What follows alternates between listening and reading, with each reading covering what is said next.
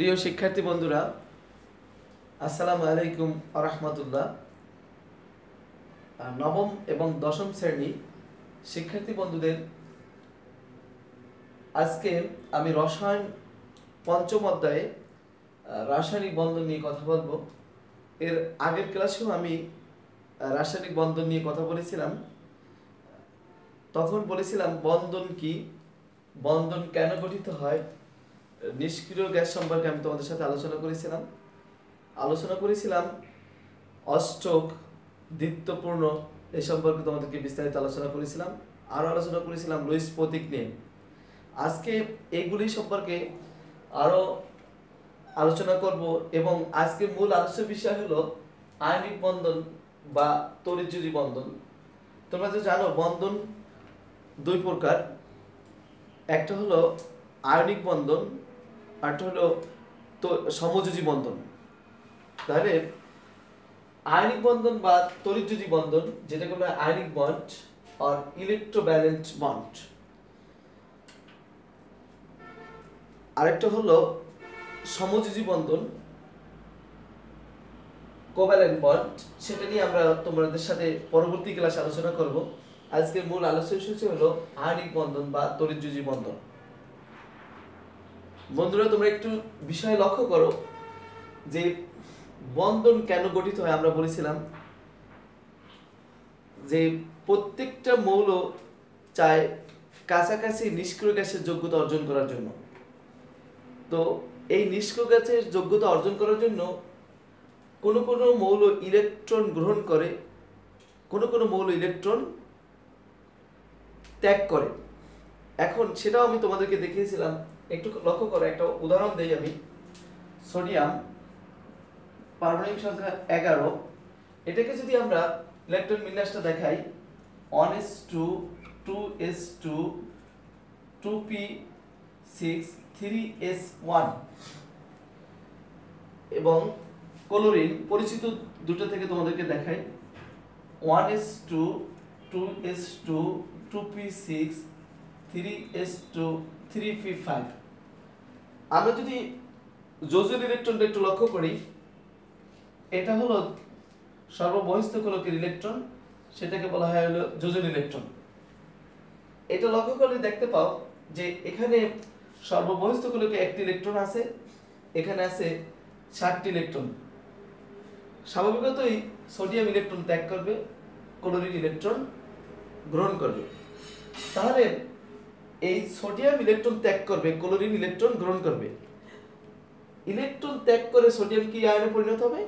Cation. আর chlorine electron গ্রহণ করে পরিণত হবে অ্যানায়ন। তাহলে এই ক্যাটায়ন অ্যানায়ন মিলে যে বন্ধন তৈরি হয় সেটাকে আমরা আয়নিক বন্ধন বলতে পারি। আবার একটা বিষয় হলো যে সকল মৌল ইলেকট্রন ত্যাগ করে তাদেরকে বলা হয় ধাতু, আর যারা ইলেকট্রন গ্রহণ করে তাদেরকে বলা হয় অধাতু। এই ধাতু এবং অধাতুর মধ্যে যে বন্ধন তৈরি হয় তাকে বলা হয় আয়নিক বন্ধন বা তড়িৎযোজী বন্ধন। তাহলে আমরা কয়টা কথা পেলাম? সাধারণত কোনো মৌল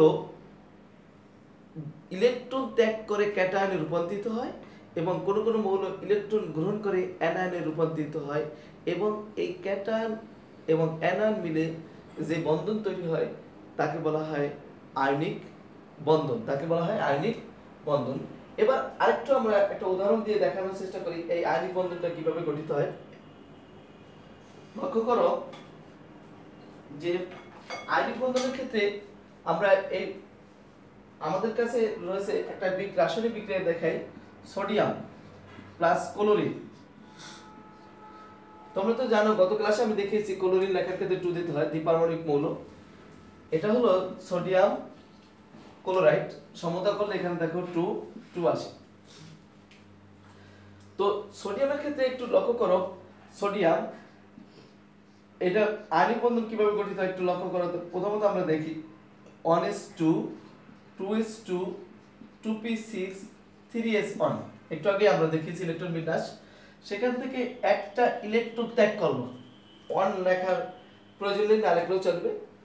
ত্যাগ করলে হয় sodium positive plus 1s2 2s2 2p6 electron বিন্যাস অর্জন করলো। এইটা কিসের ইলেকট্রন বিন্যাস অর্জন করলো? এটা হলো নিয়নের যোগ্যতা অর্জন করলো। আবার ক্লোরিন সে 1s2 2s2 2p6 3s2 3p5 সে একটা ইলেকট্রন গ্রহণ করলো। আমরা যদি এটা এভাবে লিখি, একটা ইলেকট্রন গ্রহণ করে একটা ইলেকট্রন গ্রহণ করলো হলো chlorine negative 1s2 2s2 2p6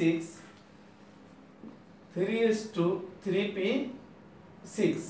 তাহলে আমরা যদি এখানে তোমাদেরকে এই 11 ইলেকট্রন পারমাণবিক সংখ্যা দেখিয়েছি এটা বোঝানোর জন্য, এবং এখানে দেখিয়েছি ক্লোরিনের পারমাণবিক সংখ্যা 17। এই দুটো না লাগলেও চলে। আমরা যদি এভাবে লিখি একটু ভালো করে দেখো আবার, যে এটা সোডিয়াম এটা ক্লোরিন, এখন এটা দিয়ে আমরা বুঝি যে এটা পারমাণবিক সংখ্যা হলো 11, এটার পারমাণবিক সংখ্যা হলো 17। তাহলে লক্ষ্য করো এই sodium positive plus chlorine negative দুইটা মিলে তৈরি হয়েছে sodium positive plus chlorine negative বা সোডিয়াম ক্লোরাইড। অর্থাৎ এইটা হলো, একটু লক্ষ্য করলো, এই সোডিয়াম পজিটিভটা হলো ক্যাটায়ন আর ক্লোরিন নেগেটিভটা হলো অ্যানায়ন। এই ক্যাটায়ন অ্যানায়ন মিলে যে বন্ধন তৈরি হয় এই বন্ধনটাকে বলা হয় আয়নিক বন্ধন। আমরা সংজ্ঞাতে বলেছিলাম সাধারণত যে সকল মৌল ইলেকট্রন ত্যাগ করে, কোন সকল মৌল ইলেকট্রন ত্যাগ করে তা আমরা আগের ক্লাসেও দেখিয়েছিলাম। আর কোন কোন মৌল আছে ইলেকট্রন গ্রহণ করে। যে সকল মৌল ইলেকট্রন ত্যাগ করে তাদেরকে বলা হয় ক্যাটায়ন, আর যারা ইলেকট্রন গ্রহণ করে তাদেরকে বলা হয় অ্যানায়ন। এখানে একটা রাসায়নিক বিক্রিয়া আমি তোমাদেরকে দেখিয়েছি। এই বিক্রিয়াটা দেখো সাধারণত বন্ধন কিভাবে তৈরি হয়েছে। বিক্রিয়াটা সোডিয়ামের সাথে ক্লোরিন যুক্ত হয়ে সোডিয়াম ক্লোরাইড উৎপন্ন হয়েছে। উল্লেখ্য যে সোডিয়ামের ইলেকট্রন বিন্যাসটা হলো এরকম, এখান থেকে একটা ইলেকট্রন ত্যাগ করে সোডিয়াম ক্যাটায়নে রূপান্তরিত হয়, ক্লোরিন একটা ইলেকট্রন গ্রহণ করে ক্লোরিন অ্যানায়নে রূপান্তরিত হয়, এবং এই sodium cation cation chlorine anion দুটো মিলে সোডিয়াম ক্লোরাইড বা সোডিয়াম ক্লোরাইড তৈরি হয়েছে।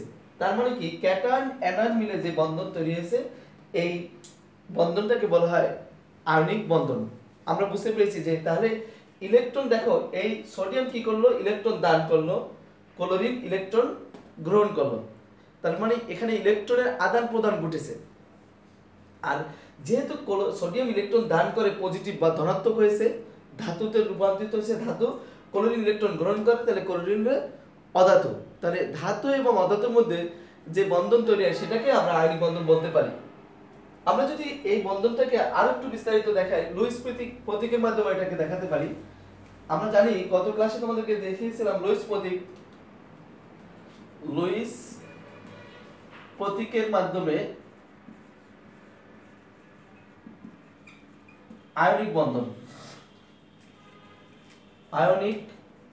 বন্ধন গঠিত হয় কিভাবে একটু দেখো। তো লুইস প্রতীক কি বলেছে যে তোমাদের ইলেকট্রন বিন্যাসের মাধ্যমে আমরা তোমাদেরকে দেখালাম। এবার আরো কয়েকটা পদ্ধতি আমি তোমাদেরকে দেখাবো। সেটা হলো যে সোডিয়ামের বহিস্থকলিক ইলেকট্রনকে ডট লুইস এবং ক্লোরিনের বহিস্থকলিক ইলেকট্রনকে প্রকাশ করেছেন ক্রস দ্বারা। বহিস্থকলিকে 7টি ইলেকট্রন আছে। তো সোডিয়াম কি করছে, একটা ইলেকট্রন দান করেছে। কি ঘটনাটা ঘটছে একটু লক্ষ্য করো। সোডিয়াম এই ইলেকট্রনটাকে সে দান করে সোডিয়াম পজিটিভ হয়ে গেছে, ক্লোরিন সেই ইলেকট্রনটা গ্রহণ করেছে। ক্লোরিন হলো এখানে 1টা 2টা 3টা 4টা 5টা 6টা 7টা, এবং সেখান থেকে এর ইলেকট্রনটা নিয়ে এসে সে হয়েছে কি নেগেটিভ। তাহলে এখন দেখো ওই একই রকম অবস্থা আবার তৈরি করলো, সোডিয়াম ক্লোরাইড উৎপন্ন হলো। বিজ্ঞানী লুইস এই প্রক্রিয়ার মাধ্যমে বন্ধনটা দেখায়। অর্থাৎ বহিস্থকলিকের ইলেকট্রনই হলো ধাতু অধাতু বোঝার ক্ষেত্রে গুরুত্বপূর্ণ ভূমিকা পালন করবে, কোনটা ধাতু কোনটা অধাতু, কোনটা ইলেকট্রন গ্রহণ করবে কোনটা ইলেকট্রন ত্যাগ করবে, সেটা আমরা বুঝতে পারি এবং গত ক্লাসে তোমাদেরকে দেখিয়েছি। আগের লেকচারটা দেখলে তোমরা যদি মনে না থাকে তাহলে সেখান থেকে তোমরা একটু দেখে নিবে। তো দেখো সোডিয়াম এবং ক্লোরাইডের বন্ধন তৈরি হলো। আরেকটা নিয়ম তোমাদেরকে দেখাই, সেটা হলো আমরা অনেক সময় ইলেকট্রন বিন্যাসের মাধ্যমে দেখাই চিত্র এঁকে। লক্ষ্য করো, সোডিয়াম প্রথম ফলকে এই হলো সোডিয়াম, এভাবেও তোমরা দেখাতে পারো, তবে আগের দুই প্রক্রিয়াটাই দেখানো ভালো। প্রথম ফলকে ইলেকট্রন আছে 2টা, দ্বিতীয় ফলকে আছে 8টা করে সোডিয়ামের, তৃতীয় ফলকে আছে হলো 1টা। এই সোডিয়ামের ইলেকট্রন বিন্যাসটা আমরা দেখালাম। আমরা যদি ক্লোরিনটা দেখাই তাহলে এখানে দেখতে পাবো প্রথম ফলকে ক্লোরিন ইলেকট্রন আছে 2টা, দ্বিতীয় ফলকে ইলেকট্রন আছে হলো 8টা, তৃতীয় ফলকে ইলেকট্রন আছে হলো 7টা। তাহলে এবার কি ঘটনাটা ঘটলো, যদি আমরা দেখাই যে এই ইলেকট্রনটা, তো সোডিয়াম ইলেকট্রন স্বাভাবিকত বহিস্থ ফলকের যোজনী একটা, ক্লোরিনের যোজনী ইলেকট্রন 7টা, এখানে আছে 2 3 2 6 1 7 ক্লোরিন।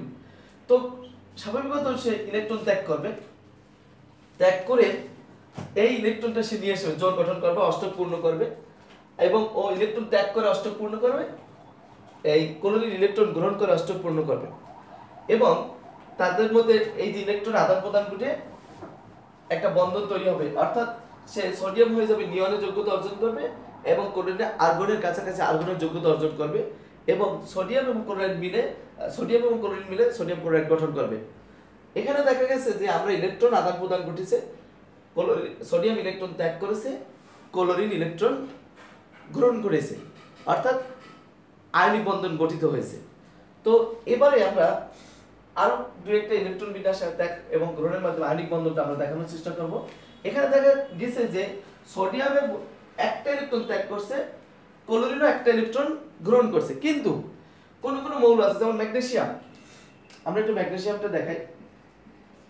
ম্যাগনেসিয়ামের পারমাণবিক সংখ্যা হলো 12, 1s2 2s2 2p6 3s2। সে কি করবে, দুইটা ইলেকট্রন ত্যাগ করবে, তৈরি হবে হলো magnesium 2 positive, 1s2 2s2 2p6, এবং অক্সিজেন পারমাণবিক সংখ্যা হলো 6, নাইট্রোজেন অক্সিজেন, আচ্ছা তাহলে 8টা পারমাণবিক 8, এখানে 1s2 2s2 2p6, এখানে 2p6 হবে না, মোট হবে 8টা, তাহলে এখানে হবে কি 4। সে কি করবে, দুইটা ইলেকট্রন গ্রহণ করবে, oxygen 2 negative, 1s2 2s2 2p6।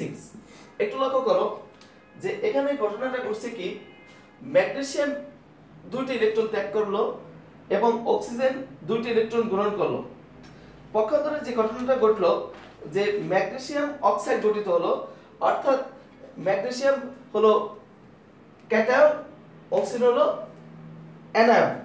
এখন ঘটনাটা ঘটলো কি, magnesium 2 positive plus oxygen 2 negative. যদি আমরা এটাকে একটা দেখাই, এটা বিক্রিয়ার মতো করে যদি তাহলে ইলেকট্রন ইলেকট্রন কেটে যায়, তাহলে ঘটনাটা ঘটে ম্যাগনেসিয়াম অক্সাইড তৈরি হয়। এখানে আমরা 2 দিয়ে প্রথমত দেখাতে পারি, পরে বা দিয়ে লিখতে পারি ম্যাগনেসিয়াম অক্সাইড। এভাবে ইলেকট্রন আয়নিক বন্ধন গঠিত হয়। এখানেও দেখা গেছে ইলেকট্রনের আদান প্রদান ঘটেছে, অর্থাৎ আয়নিক বন্ধন তৈরি হয়েছে। এবারে আমরা এখানে দেখা যাচ্ছে যে দুইটা ইলেকট্রন ম্যাগনেসিয়াম ত্যাগ করেছে, অক্সিজেন দুইটা ইলেকট্রন গ্রহণ করেছে।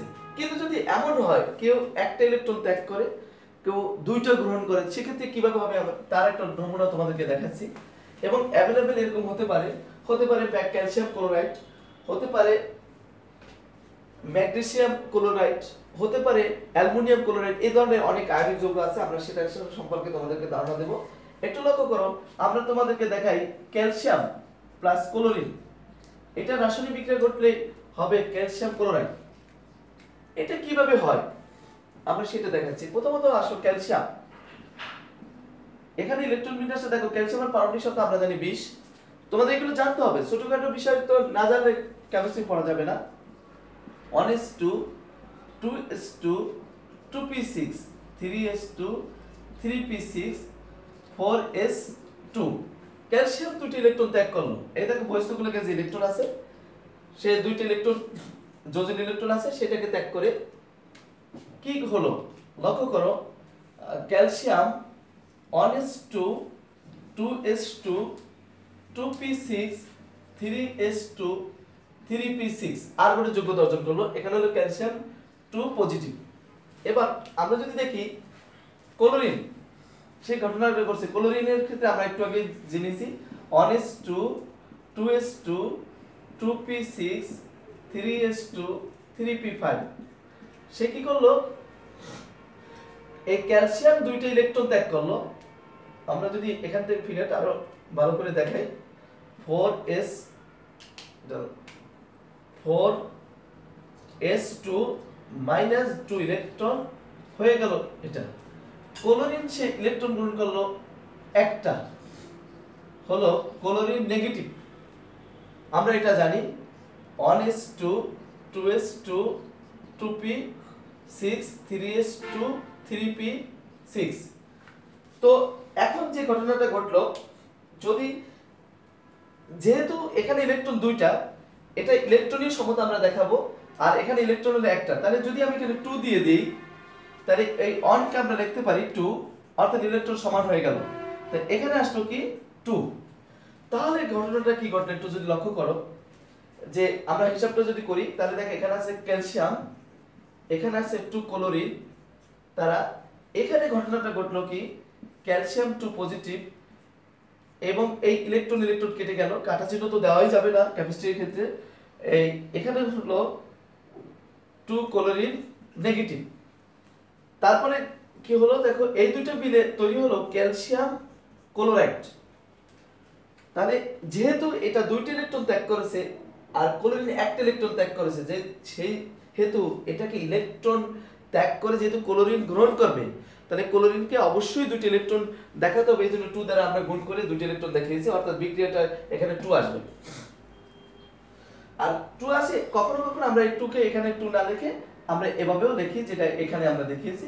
এখানে 2 দিলে অসুবিধা নেই, আমরা বোঝানোর সাথে এটা দিয়েছি। লক্ষ্য করো এটাকে যদি আমরা লুইস প্রতীকের মাধ্যমে একটু দেখাই, তো একটু লক্ষ্য করো, প্রথমত আমরা যে বন্ধনটা দেখাবো সেটা হলো লুইস প্রতীকের মাধ্যমে। লুইস প্রতীকের মাধ্যমে আণবিক বন্ধন দেখাবো মাধ্যমে, সেটা হলো ক্যালসিয়াম ক্লোরাইড। প্রথমত আমরা ক্লোরিন দিই, তার যোজন ইলেকট্রনগুলোকে আমরা দেখাচ্ছি 6 7। এরপর হলো ক্যালসিয়াম, ক্যালসিয়ামের বস্তুগুলোর যোজন ইলেকট্রন 2টা। তারপর হলো আবার ক্লোরিন, আমি পজিটিভটাকে দেখাচ্ছি গোল চিহ্ন দিয়ে ডট দিয়ে এবং নেগেটিভটাকে দেখাচ্ছি ক্রস চিহ্ন দিয়ে। তো ক্লোরিন আমরা দেখালাম। তো কি ঘটনাটা ঘটলো লক্ষ্য করো, এখানে এইটা ক্লোরিন এবং ক্যালসিয়াম, এখানে ক্যালসিয়াম ইলেকট্রন ত্যাগ করবে, ক্যালসিয়াম এখানে একটা ইলেকট্রন দিয়ে দিল এবং এখানে একটা ইলেকট্রন দিয়ে, এবং ক্লোরিন একটা ইলেকট্রন গ্রহণ করলো, অষ্টপূর্ণ হলো। ক্যালসিয়ামের অন্য একটা ইলেকট্রন এখানে দিয়ে দিল, অর্থাৎ এখানে অন্য একটা ইলেকট্রন দিয়ে দিল।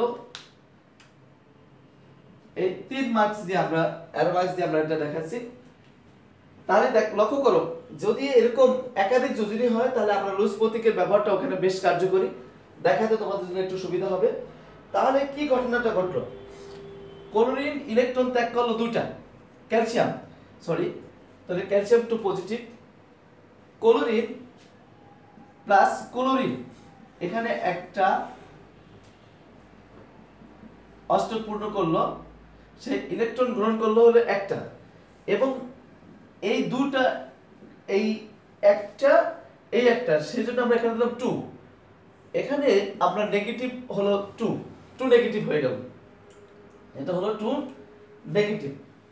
এখন লক্ষ্য করো যে ঘটনাটা ঘটলো, 2 নেগেটিভ আমরা না দেখে ইচ্ছা করে 2 নেগেটিভ হয়েছে, মানে নেগেটিভ অর্থাৎ 2 নেগেটিভ, এখানে 2 আছে, যার কারণে বিক্রিয়াটা দাঁড়ালো হলো ক্যালসিয়াম ক্লোরাইড।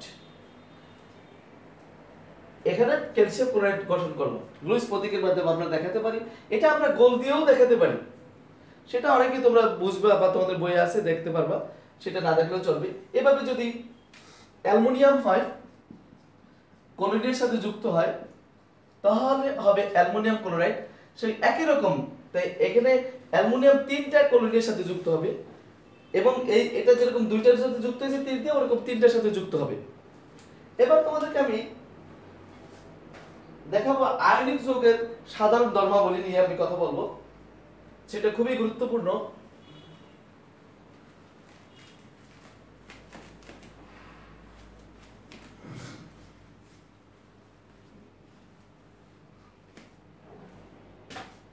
আমরা দেখাবো ionic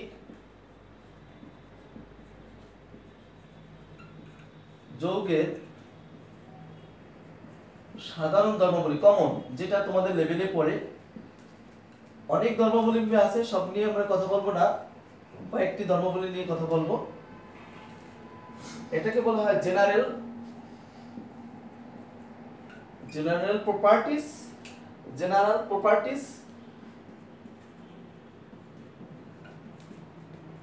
general properties of ionic bond, ionic bond বা কম্পাউন্ড লিখে দিই, compound, general properties of ionic compound. তাই এখন লক্ষ্য করো, আমরা আজকে তোমাদেরকে দেখাবো general properties of ionic compound. Ionic যৌগের একটু যদি আমরা প্রথমত এক নাম্বার, আয়নিক যৌগ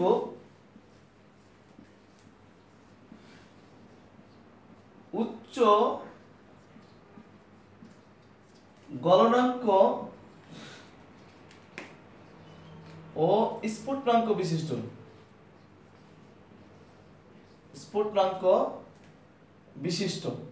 উচ্চ গলনাঙ্ক স্ফুটনাঙ্ক বিশিষ্ট। একটা উদাহরণ দিয়ে আমি তোমাদেরকে বোঝানোর চেষ্টা করি। যেমন তোমাদেরকে দেখিয়েছি সোডিয়াম ক্লোরাইড আয়নিক যৌগ, এর গলনাঙ্ক কত তোমরা জানো? 815 ডিগ্রি সেলসিয়াস। কোনো কোনো বই একটু ব্যতিক্রম থাকতে পারে। এবং পক্ষান্তরে দেখো মিথেনের যদি গলনাঙ্কটা আমরা দেখাই, কার্বন টেট্রাক্লোরাইড, এটা সমযোজী যৌগ একটা দেখায়, সেটার গলনাঙ্ক হলো -23 ডিগ্রি সেলসিয়াস। পার্থক্য দেখো, আমরা জানি 0 ডিগ্রি সেলসিয়াস তাপমাত্রা হলো বরফ থাকে, কিন্তু -23 ডিগ্রিতেও তো বরফ থাকার কথা। কিন্তু দেখা যাচ্ছে কার্বন টেট্রাক্লোরাইডের তাপমাত্রা -23 ডিগ্রিতে আসলেই সেটা গলে যায়, অর্থাৎ -24 -25 থাকলে সেটাকে মানে গলবে না, কিন্তু তারপর গলে যায়। কিন্তু সোডিয়াম ক্লোরাইড এটা 815 ডিগ্রি সেলসিয়াস তাপমাত্রায় গলে। এখন লক্ষ্য করো যে এর কারণ কি। এটা সোডিয়াম ক্লোরাইডের গলনাঙ্ক উচ্চ গলনাঙ্কের বিশিষ্ট, এর কারণ কি? সোডিয়াম ক্লোরাইডকে যদি আমরা একটু রিসার্চ করি তাই দেখবা এই সোডিয়ামের মধ্যে পজিটিভ, ধরো সোডিয়াম, এর চারদিকে নেগেটিভ গুলা অর্থাৎ বিপরীত আয়ন দ্বারা আকৃষ্ট থাকে। এবার পজিটিভ এবং পজিটিভ পজিটিভ পজিটিভ, এটা পজিটিভ, এভাবে করে বিপরীত আয়ন দ্বারা আকৃষ্ট থাকে। কিন্তু তুমি যদি একটা পজিটিভ আয়ন ধরো, দেখবা তার চারিদিকে রয়েছে নেগেটিভ নেগেটিভ নেগেটিভ নেগেটিভ, ঠিক অনুরূপ করে আবার এখানে হবে কি নেগেটিভ, এখানে হবে নেগেটিভ, আবার যে কোনো একটা এটা হবে নেগেটিভ, যে কোনো একটা পজিটিভ ধরলে চারদিকে নেগেটিভ, যে কোনো একটা নেগেটিভ ধরো, দেখো তার চারিদিকে রয়েছে পজিটিভ। অর্থাৎ আয়নিক যৌগগুলো বিপরীত আয়ন দ্বারা আকৃষ্ট হয় বিদায় উহাদের মধ্যে শক্তিশালী একটা বন্ধন তৈরি হয়, এবং এই শক্তিশালী বন্ধন তৈরি হয় ফলে এই বন্ধন যদি তোমাকে ছুটাতে হয়, অর্থাৎ এই পজিটিভ নেগেটিভটা আলাদা করতে হয়, অধিক তাপের প্রয়োজন হয়। কিন্তু এই সমযোজী যৌগ আমরা আগামী ক্লাসে দেখাবো, এরা দুর্বল ভ্যান ডার ওয়ালস বল দ্বারা আবৃত থাকে, যেহেতু এটাও সাধারণত ইলেকট্রন শেয়ার করে সমযোজী যৌগগুলা, আমরা বিস্তারিত আগামী ক্লাসে বলবো। যার কারণে সামান্য তাপ দিলেই এটা চেঞ্জ হয়ে যায়। তোমরা তো সোডিয়াম ক্লোরাইড চেনো, সোডিয়াম ক্লোরাইড চেনো। এই লক্ষ্য করে, এই যে সোডিয়াম ক্লোরাইড আমার হাতে আছে, হয়তো দেখা যাচ্ছে না। এখন এই সোডিয়াম ক্লোরাইডগুলো যে আছে, এরা কি বন্ধন, যে বন্ধনটা তৈরি হয় সোডিয়াম ক্লোরাইডের, এটা শক্তিশালী বন্ধন, কারণ বিপরীত আয়ন আকৃষ্ট থাকে। এবং এই তোমরা তো জানো বিপরীত আয়নের প্রতি বন্ধনটা অত্যন্ত দৃঢ় হয়, এবং এই সহজে এই বন্ধনটা ভাঙা যায় না। এই বন্ধনটা ভাঙতে হলে অত্যধিক তাপের প্রয়োজন হয়। সেই জন্য আয়নিক যৌগ হলো উচ্চ গলনাঙ্ক এবং স্ফুটনাঙ্ক বিশিষ্ট। এবার আসো আমরা দ্বিতীয় ধর্মটা নিয়ে আমরা কথা বলবো। আয়নিক যৌগ, দ্বিতীয় ধর্মটা হলো আয়নিক যৌগ কঠিন অবস্থায়, যৌগ কঠিন অবস্থায় বিদ্যুৎ পরিবহন করে না, পরিবহন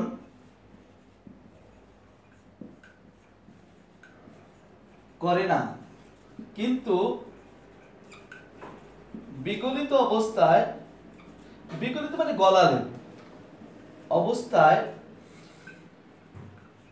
বিদ্যুৎ পরিবহন করে, পরিবহন করে। একটা উদাহরণ দিই, তোমরা লবণ দেখেছো নিশ্চয়ই, একটু আগে আমি দেখিয়েছি। এই লবণে দেখো বিদ্যুৎ পরিবহন করে না, কিন্তু লবণ যদি লবণ পানির মধ্যে যদি দাও, তাহলে লবণ পানির মধ্যে থেকে কিন্তু বিদ্যুৎ পরিবাহিত হয়। আচ্ছা, তাহলে এবার চলে যাও আয়নিক যৌগ সমূহ। 3 নাম্বার দেখো, আয়নিক যৌগ সমূহ পোলার দ্রাবকে দ্রবণীয়। একটা উদাহরণ দিই, পোলার দ্রাবকটা কি? যে দ্রাবকের দুইটা প্রান্ত থাকে, যেমন একটা পানি, পানিকে যদি আমরা ভাঙি H positive plus OH negative, এই যে পানির দুইটা প্রান্ত আছে, আমরা যদি এভাবে দেখাই, একটা পজিটিভ প্রান্ত আর একটা নেগেটিভ প্রান্ত। ঠিক আয়নিক যৌগ সোডিয়াম ক্লোরাইডও, এটা যখন পানির ভিতর দেও, তারপরে একটা পজিটিভ একটা নেগেটিভ প্রান্ত তৈরি হয়।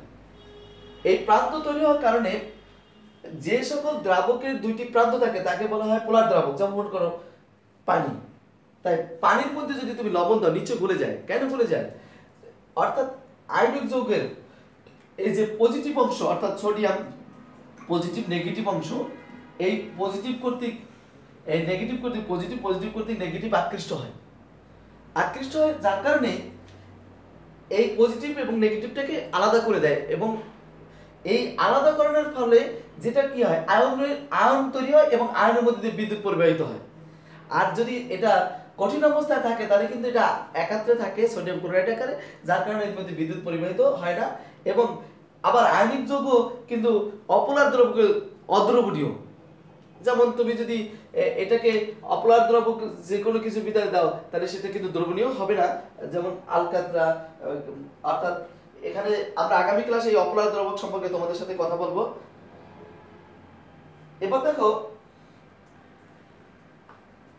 আমরা আরো কয়েকটা ধর্ম তোমাদেরকে দেখাই। আয়নিক যৌগ ক্লাস গঠন করে।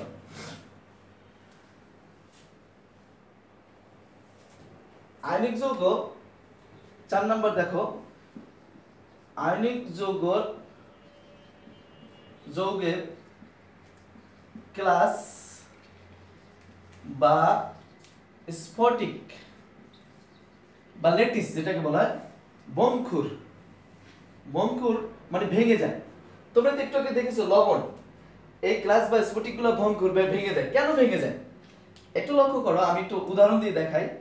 যেমন মনে করো positive negative, negative positive, positive negative, positive, আর এটা হলো নেগেটিভ পজিটিভ, বিপরীত আয়ন, negative positive, positive negative, positive negative positive, আবার দেখো negative positive negative positive negative.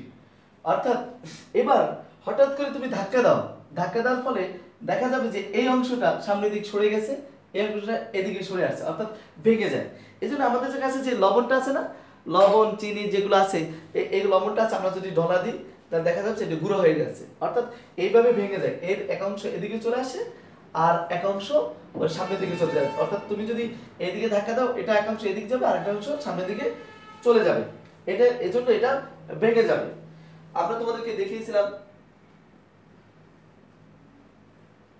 আবার লক্ষ্য করো এই আয়নিক যৌগের দানাদার, আয়নিক যৌগ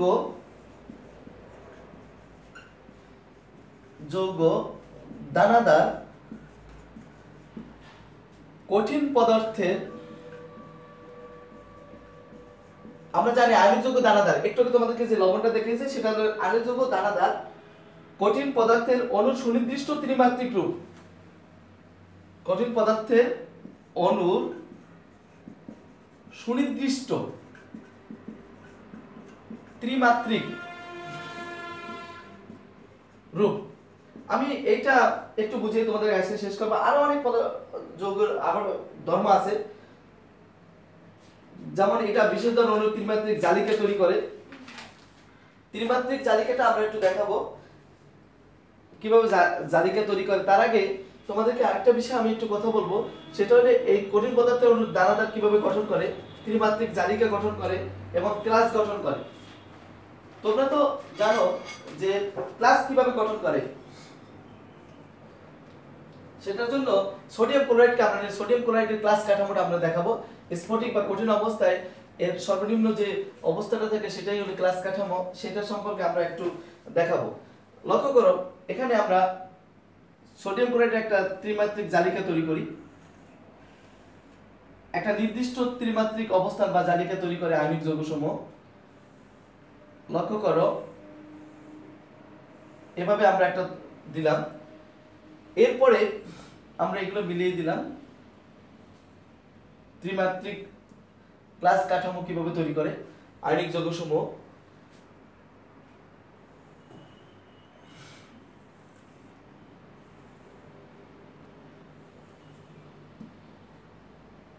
আমরা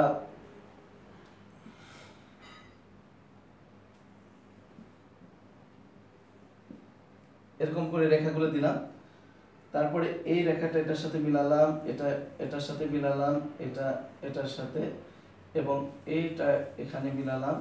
দ্রুত কিভাবে আঁকা যায় সেটা আমি তোমাদেরকে দেখাচ্ছি, তোমরা স্কেল দিয়ে আঁকবা, আমি স্কেলের ব্যবহারটা তোমাদেরকে দেখাচ্ছি না। এটা একটু লক্ষ্য করো, আমি আবার একটু সোজা করে আঁকার চেষ্টা করি ত্রিমাত্রিক জালিকাটা।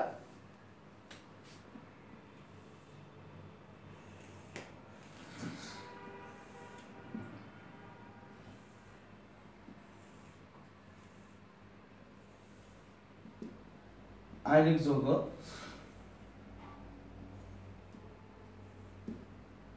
তো এখন আমরা মধ্যের রেখাগুলো আগে দিয়ে নিতে পারি। আবার একটু দেখো, দুবার করে দেখলে তোমরা নিশ্চয়ই পারবে। এবার আমরা এখান থেকে দেখাই, এখান থেকে এটা দেখালাম, এটা। এবার লক্ষ্য করো আমরা এখান থেকে দাগ দিলাম, এটা চলে যাবে হলো লাস্টের দাগটা, এটা এটা, তো এখান থেকে দাগ দিলাম এটা। লক্ষ্য করো এই দাগটা দেওয়ার পরে এখানে কি ঘটনাটা ঘটলো, এখান থেকে আমরা এটা দাগ দিলাম। সোডিয়ামকে যদি ক্লাস কাঠামো, সোডিয়াম আমরা জানি, এটাকে আমরা যদি লাল দাগ ধরি, সোডিয়ামকে যদি কালো দিই এবং ক্লোরিনকে যদি লাল দিই, তাহলে আমরা প্রথমত সোডিয়ামগুলো বসিয়ে দিই, সোডিয়াম ল্যাটিসগুলো আমরা বসিয়ে দিলাম। এটা তোমরা হায়ার ক্লাসে গেলে আরো ভালো করে বুঝতে পারবে। এবার ঠিক এর দুটার মাঝে মাঝে বসবে হলো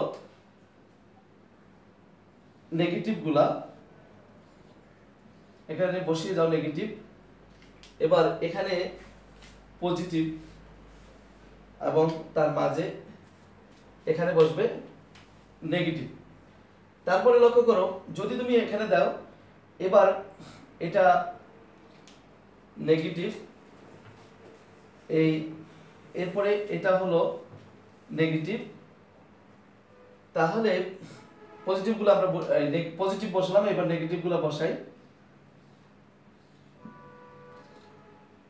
তাহলে এখানে নেগেটিভ, এখানে নেগেটিভ, এখানে নেগেটিভ, নেগেটিভগুলো বসালাম। এবার দেখো পজিটিভগুলো বসাও, পজিটিভ বসাও।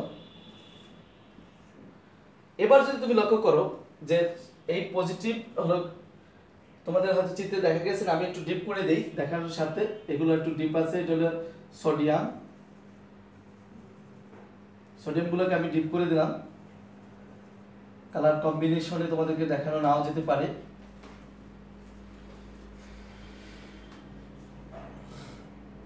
এবার যদি তুমি দেখো এটা হলো সোডিয়াম ক্লোরাইডের ক্লাস কাঠামো, প্রত্যেকটা অণুর আলাদা আলাদা ক্লাস কাঠামো আছে এবং ত্রিমাত্রিক জালিকা তৈরি করে। এখানে দেখো একটা সোডিয়াম ক্লোরাইডের আমরা ত্রিমাত্রিক জালিকা দেখিয়েছি। এই যদি তুমি একটা নেগেটিভ ধরো, দেখো তার চারিদিকে রয়েছে কি পজিটিভ, আবার তুমি যদি একটা পজিটিভ ধরো, তার চারিদিকে রয়েছে নেগেটিভ, দেখো এখান থেকে এই লাইন বরাবর নেগেটিভ নেগেটিভ নেগেটিভ। তুমি যদি এখান থেকে যে কোনো জায়গা থেকে একটা ল্যাটিস ধরো, তার চারিদিকে কিন্তু বিপরীত আয়ন, অর্থাৎ আমরা তোমাদেরকে দেখিয়েছি যে আয়নিক যৌগের ক্লাস কাঠামোতে লক্ষ্য করে দেখা যায় যে বিপরীত আয়ন দ্বারা পরিবেষ্টিত থাকে। তোমরা এটা আঁকার চেষ্টা করবা। আমি তোমাদেরকে আয়নিক যৌগ সম্পর্কে ধারণা দেওয়ার চেষ্টা করেছি। এখানে মূল প্রতিপাদ্য হলো আয়নিক যৌগ কাকে বলে, আয়নিক যৌগগুলো কিভাবে গঠিত হয় সেটা আমরা দেখিয়েছি। আয়নিক যৌগের প্রপার্টিসগুলো অনেকগুলো প্রপার্টিস আছে, সবগুলো আমি আলোচনা করলাম না, সময়ের সাপেক্ষ, তোমরা জেনে নিবে। আমি কয়েকটা প্রপার্টিস নিয়ে আলোচনা করলাম। এর মধ্যে উল্লেখযোগ্য হলো আয়নিক যৌগ কঠিন অবস্থায় বিদ্যুৎ পরিবহন করে না, কিন্তু বিগলিত অবস্থায় বিদ্যুৎ পরিবহন করে। আর আয়নিক যৌগ পানিতে দ্রবণীয় বা পোলার দ্রাবকে দ্রবণীয়। আয়নিক যৌগ উচ্চ গলনাঙ্ক স্ফুটনাঙ্ক বিশিষ্ট। আয়নিক যৌগ কঠিন ক্লাস কাঠামো বঙ্কুরটা আমরা দেখিয়েছি ভেঙে যায়। আয়নিক যৌগ ত্রিমাত্রিক জালিকা তৈরি করে, আমরা এটা দেখিয়েছি ত্রিমাত্রিক জালিকা তৈরি করে। তোমরা এগুলো ভালোভাবে পড়ার চেষ্টা করবা, বোঝার চেষ্টা করবা। কেমিস্ট্রি এগুলো হলে প্রাণ, এগুলি না জানলে কেমিস্ট্রি সম্পর্কে ধারণা লাভ করা যাবে না। সবাইকে ধন্যবাদ, ভালো থেকো, আল্লাহ হাফেজ, আসসালামু আলাইকুম ওয়া রাহমাতুল্লাহ।